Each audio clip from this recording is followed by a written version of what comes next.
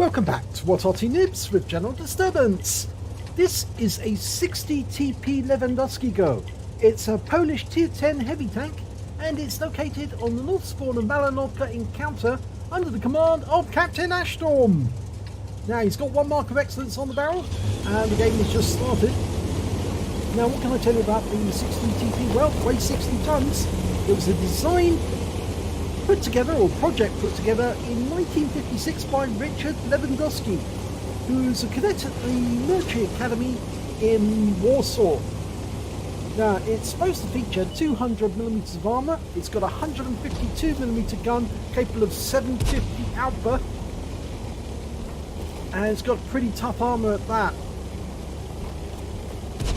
We're headed up the hill and Captain Ashstorm's having a quick look around him. He's got a 53 TP, that's a 53 ton tank. The tier 9 Polish one. And that one, is it tier 9? No, it's tier 8. I must have that wrong there. Okay, we've got some targets ahead. An Object 268. I've got our Bosch up at the centre line already. It's actually a little too exposed. Hasn't lost any damage. Oh, he has taken some damage now. But Captain Ashstorm's going to take it around the windmill, which obviously is a good defensive position. You can side scrape off the windmill. It also defends you from artillery to a certain extent. And there's a T44. Takes a big round for 798, which is a high roll. But we did take a round from that T44's 100mm gun for a T57.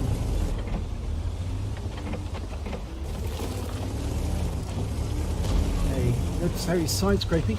Reload time 15 seconds, thereabouts.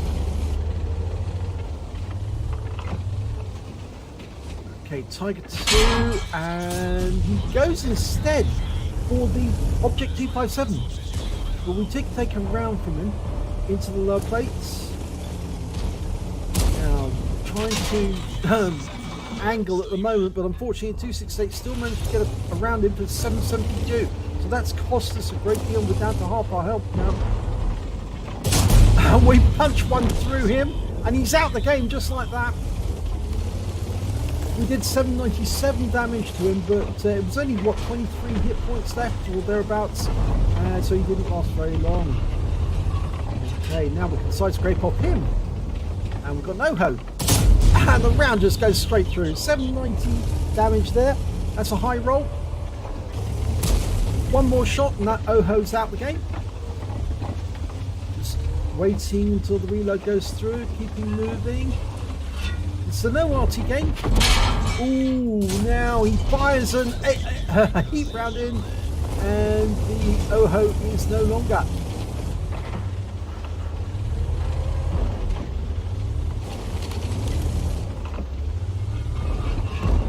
Who's he going to go for next? Well, they're all using the Rex as well now. Trying to get Capola, but we actually went through the side of the turret of the 257.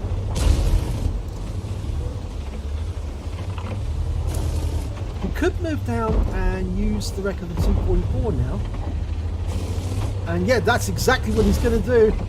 He was reading my mind. And we're just going to push this along and use his wreck to give us cover. Unfortunately, they're using the Oho for the same reason, and it makes it very difficult to get a shot on them.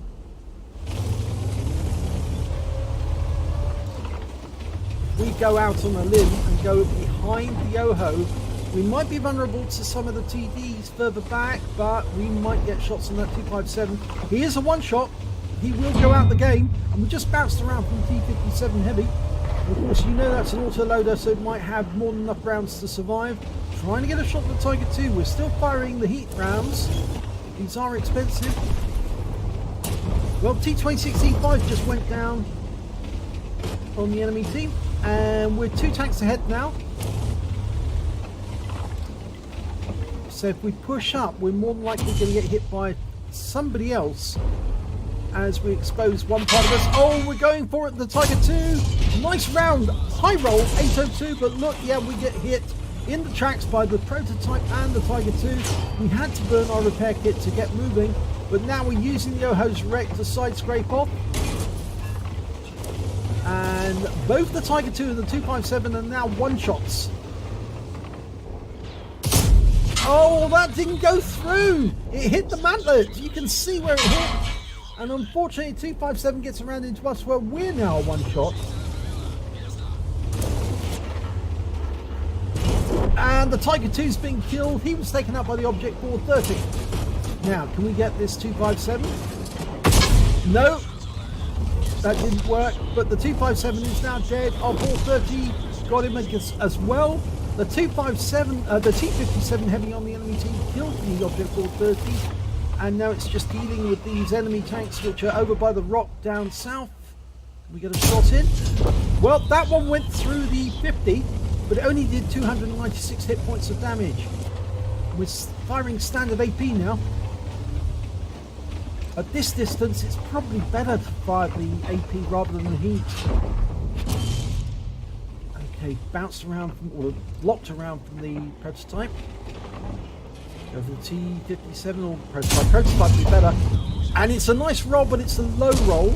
704 makes the prototype now one shot. And we've got a 705 with us, and of course that's the ultimate side scraping tank with a rear mounted turret, front mounted engine, so of course he's able to side scrape like a boss. But we've still got two wrecks to side scrape off now, because of course we've got that Tiger II just beyond the Oho, and we're just waiting a second.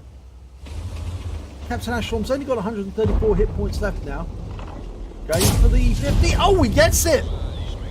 That's his second kill. Of course, he missed the chance to get the Tiger II and the 257 from the Object 430, but he did get the Oho. Now, who's going to be the first? T57? No, that one sailed right over the top of him, but it was aimed towards the weak spots. And the T57 is now a one-shot as well. So, whoever we do hit is more than likely going to die. There's only 5 enemies left. Note that sailed right over the top of the T57. Even though it was aimed directly at him, it just didn't want to go near the tank. Can you get another one in? No, he's disappeared behind the rock temporarily. He's showing his the rear part of his turret, which is where the magazine is, and he's dead. So there's only 3 enemies left, and they're all further south, so we can now motor, and the Object 705 is away and running. Captain Ashtorm is being careful to use bits of enemy armour on the way down, just in case the enemy is looking in this way. And there's the Wizzy 111 GFT, and did he get around it? Well, yes he did, but only 112 hit points, which is silly really if you think about it, because he should have done 750. But maybe he just hit a whole bit of armour when he's reloading. Still 2 enemies out there. A Borsig and a Sheridan. Now, supposedly the Sheridan's a little further away. There's the Borsig. And that one, I don't know where that went, because and this is dreadful, because that shell should have nailed the Borsig, but it must have, like the one on the T57 Heavy, it must have gone somewhere else in a different neighbourhood or a different map. And we've lost sight of the Borsig, so we can't fire now. And we've been joined by a Centurion 5-1 who's desperate to get there and claim a bit more glory. The Borsig's been killed. In fact, the Borsig drowned and the Sheridan was killed by the Object 705, and one of our own tanks was drowned or was lost in battle. So, very odd ending to this game, and here's the end of battle results, and it's a second class tanker for Captain Ashtorm in the Lewandowski. He managed to get a battle buddy, a fire for effect, and a hand of God during the game, but he did get some epic medals. He bounced around when he had very low hit points left, so he picked up a Spartan medal. He did the most damage in the battle, a high caliber, and he also managed to get a Confederate as well, because he killed very few of the enemy, but he did hit a lot of them. If only some of those shells that went sailing over the enemy tanks had actually connected with them, I think he would have been much happier. The win 8 for the game, 5,280. Let's have a look at team score. Well, he did 6,256 hit points of damage, which was nearly double the Sheridan score, which was 3,368. He was the next high scorer. And then came the 53 TP on his team with 2,688. When it came to kills, there were a number of tanks, 3 tanks in fact, who managed to get 3 kills. The 705, the Standard Beat and the Object 430. In fact, the 430 managed to nick most of the kills that Captain Ashtorm should have got. His score would have been a lot higher, but for the fact that the Object 430 got to those enemy before Captain Ashtorm could load around and get it into the enemy. When it came to base XP, though, he was top of the table, 1,053. The Object 705 just below him with 1,050, and the 53 TP with 991. Let's have a look at detail. He fired 16 rounds in that game. He got 13 direct hits and 9 penetration. Splash damage on 4 as well. Damage of 6,256 hit points, of which 1,220 were at more than 300 meters. He received 14 hits from the enemy. 5 of them were penetrations, 8 non-penetrations. Shows the armor on the 60 TP is actually quite good. And he also received 1 hit as a result of splash damage. He blocked damage of 1,120 hit points. He damaged 80 of the enemy, killed 2 of them, and did damage assistance of 834 hit points. On a premium count, he earned 82,208 credits. And after repair, ammunition resupply, and consumables, and he did use premium consumables, Bread with Smanic, and also premium repair pack, I believe, as well. So he actually had a deficit at the end of the game, 43,341 credits overall. He did use a lot of heat ammo during that game, and that's why his scores are... that's why he ended up with a loss. But it was a tier 10 game. You can't make an omelette unless you break eggs, and he did have to break a lot of eggs in that one. Received 4 bonds for the battle for getting the awards, and he also earned 1,579 XP, got 10,000 for completing a mission and events, so his total take home was 11,579 experience points, which is a very good haul. So, great battle there by Captain Ashtorm in the 60 TP Lewandowski. Lewandowski Go, I should say. If you enjoyed that battle, please give it a like and do subscribe to our channel, and hopefully it'll be your replays that I'll be dealing with and showing in the next replay.